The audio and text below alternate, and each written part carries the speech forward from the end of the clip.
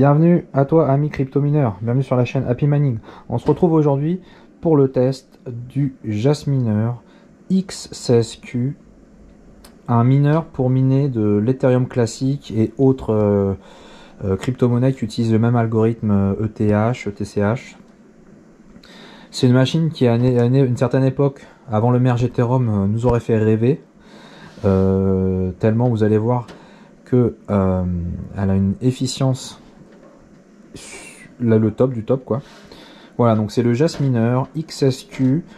En puissance de minage sur l'ETH, on est à 1950 MHz. Donc on est quasiment à 2 GHz sur l'Ethereum. Pardon. Vous m'excuserez les abus de langage, hein, par habitude, bon, sur l'Ethereum classique, etc. Donc 2 GHz pour une consommation de seulement 600 watts. Vous avez bien entendu, 600 watts seulement.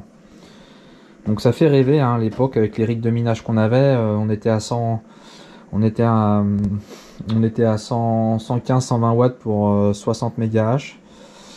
Alors là on est à 600 et on a 2000 MHz. Donc c'est énorme. Voilà, donc c'est une machine aussi qui est silencieuse, qui est faite pour, c'est une machine domestique, hein, qui peut être mise dans un appartement ou une maison. Donc là, je sais pas si vous allez l'entendre. Donc là, elle est en train de miner tranquillement. Voilà, donc on va faire un petit peu le tour du propriétaire. Sinon, au niveau des specs, il y a 8 Go de mémoire dedans, donc il y a de quoi miner encore pas mal d'années de l'Ethereum classique. On peut miner du coup la plupart des cryptos qui tournent sur le même algorithme. On peut faire même du mix ETC plus ZIL ou des ETHW, le fork Ethereum plus ZIL, etc. Donc on peut faire du dual mining dessus. Je vais pas faire le test aujourd'hui, j'aurai pas le temps de le faire sur le dual, mais c'est dans les specs et c'est réputé pour fonctionner en dual mining. Voilà. À l'intérieur, il y a 3 hashboards à peu près. Bon, je peux pas vous les montrer là. On verra pas très bien, mais il y a 3 hashboards. On a des boutons IP report pour le retrouver. Des petites diodes pour dire si tout va bien, si c'est normal. Un petit pin de reset. Voilà. Sinon, on va les regarder derrière. Donc derrière, on voit des ventilateurs, donc très silencieux. Et du coup voilà, le plus important c'est que bon bah il y a un câble d'alimentation, hein, une consommation de 600 watts seulement, hein, je le rappelle. Il y a assez rare un bouton on-off, hein, parce que sur les ASIC des fois il faut juste débrancher le câble comme un sauvage.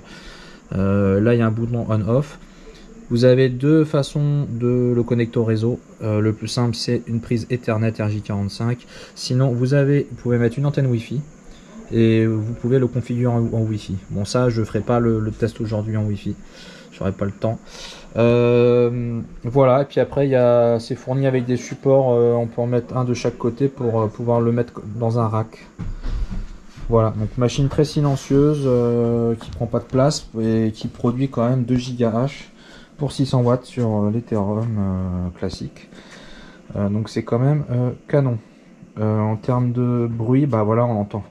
C'est annoncé à 40 décibels, donc 40 décibels c'est moins bruyant que le bruit ambiant extérieur, dans la rue et tout.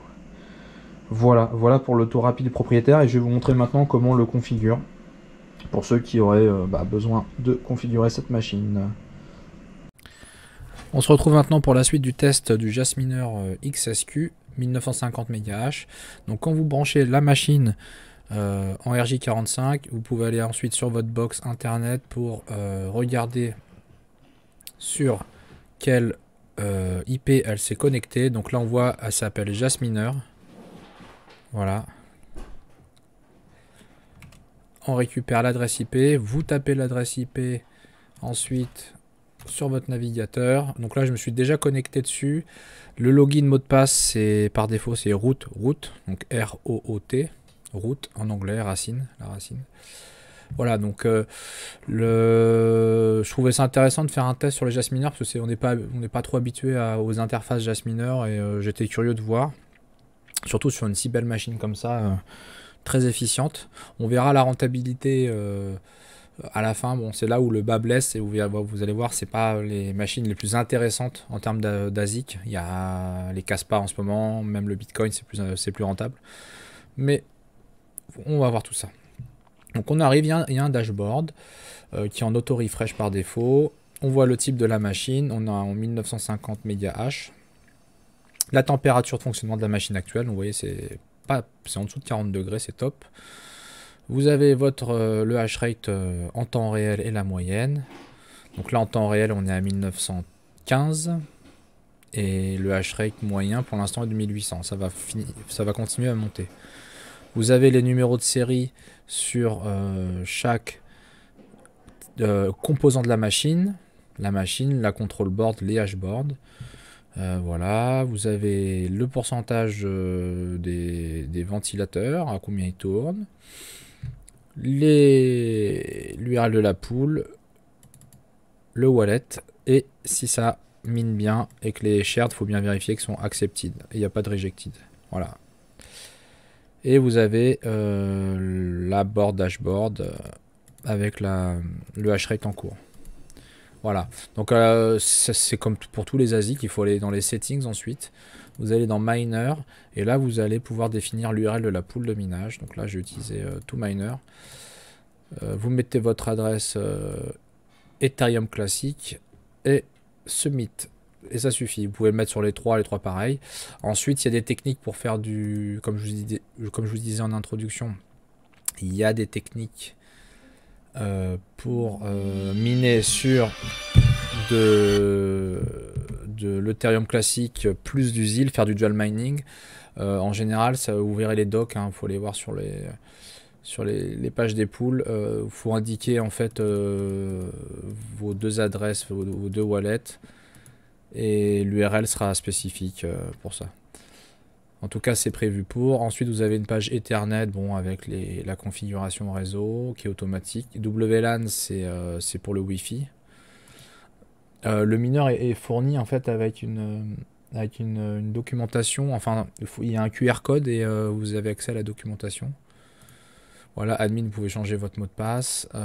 Système, vous pouvez voir les logs du mineur pour voir s'il n'y a pas des erreurs, des trucs bizarres. Upgrade, vous pouvez upgrader le firmware de votre machine. Voilà, et puis reboot et reset, voilà. Pour le redémarrer, pour le resetter paramètres d'origine de la machine. Voilà, et on revient sur le dashboard, voilà. On a le hash rate en temps réel, etc.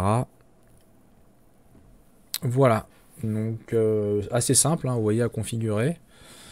Ensuite, on va parler de la rentabilité, c'est là où le bas blesse un petit peu.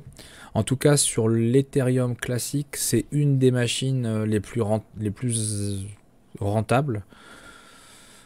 Donc elle est numéro 2. Il y a aussi son grand frère, le XSP, qui fait pas loin de 6 GH. Et lui, il fait 2. Au niveau efficience, c'est la même efficience. Par contre, le XSP, c'est une machine on va dire, c'est un vrai ASIC plus industriel qui fait du bruit. On est à 75 décibels, alors que le XSQ, on est à 40 décibels. Voilà. Donc, si on va voir dans le détail, le XSQ, c'est là pour vous montrer en termes de rentabilité. Si vous êtes sur un tarif à 10 centimes de dollars le kilowattheure, alors c'est vrai que la machine ne consomme pas beaucoup, donc à beaucoup de 44 $. Elle rapporte par mois actuellement 200 $, et donc il vous reste 150 $. Voilà. Évidemment, si vous êtes sur un tarif électrique français, alors ce qui est intéressant quand même, c'est que même si vous êtes à 20 centimes par exemple, vu que la machine ne consomme pas beaucoup, vous restez quand même en tout cas positif. Où je disais que c'était moins intéressant, c'est si on compare avec le minage Bitcoin, mais c'est pareil, le minage Bitcoin, à 20 centimes, vous êtes totalement négatif, que là, vous êtes positif. Par contre, c'est si vous ne payez pas l'électricité, si vous êtes agent EDF ou autre, si vous êtes plutôt sur du... Bon, je peux pas mettre 0, je crois, si, on peut mettre 0. Voilà, vous êtes sur une machine qui vous rapporte 200 $ par mois. Pour un coût, le prix, il est combien sur la boutique actuellement? 3700 €. Voilà, je vous montre le ROI, 3700 €. À 190 € par mois, ça fait à peu près. On est à 19 mois actuellement. Après, c'est pas si dégoûtant que ça, 19 mois hein, en ROI. Mais voilà, quelqu'un qui paye pas l'électricité, juste pour finir en conclusion, admettons qu'il veut miner, il va miner du BTC avec une machine là, qui se fait beaucoup là, la S19 XP, pardon, la S19K, qui est pas mal demandée en ce moment. Cette machine là, vous voyez, elle rapporte plus et elle coûte 2500 €. Donc là, on est sur un ROI 2500 divisé par 265 € à peu près. On est sur 9 mois. Vous voyez, donc la rentabilité est 2 fois supérieure sur le minage BTC par rapport au minage ETC. Alors après, peut-être que vous pouvez optimiser en faisant du dual mining ETC plus ZIL ou etc. Mais bon, ou de miner d'autres cryptos que l'ETC. En tout cas, si vous payez très très peu cher l'électricité, c'est pas super intéressant. Par contre, paradoxalement, si vous commencez à payer l'électricité un certain prix, bah vous voyez déjà sur le minage Bitcoin hein, en France, enfin en France, voilà, sur le minage Bitcoin à partir de 14-15 centimes, 15 centimes c'est 2 $ le kilowattheure, vous êtes en négatif. Donc on peut pas miner du Bitcoin, ça sert à rien de miner du Bitcoin à plus de 15 centimes. Et donc les contrats EDF, le EDF bleu là, je crois qu'il est à 20 centimes, un truc comme ça. Donc vous êtes en négatif. Alors que le Jasminer, il est toujours positif. Mais le temps pour le rembourser prendra du temps, mais au moins vous payerez pas plus d'électricité que de crypto miné. Voilà, c'est un peu la conclusion pour comparer. Alors voilà, ça peut être intéressant si vous payez l'électricité quand même. Du coup, c'est sûr que si vous payez l'électricité à un certain prix, même 12-13 centimes, sur le minage Bitcoin en France, c'est compliqué. Hein. Comme je dis, il faut être en dessous de 10 centimes. Hein. Et idéalement en dessous de 8. Voilà, c'est pour ça qu'il y a toujours, hein, on propose le service d'hébergement aussi au passage en Islande. On est à 8 centimes, on est à 7,8 centimes. Donc on a un petit peu moins de 8 centimes le kilowattheure. Et ça reste intéressant. Voilà, bah c'est tout pour le Jasminer. Belle machine, franchement, silencieuse et tout. C'est dommage qu'en France, ça soit pas plus rentable que ça. Allez, je vous dis un bon minage à tous, à bientôt sur la chaîne Happy Mining. Et n'hésitez pas à vous abonner.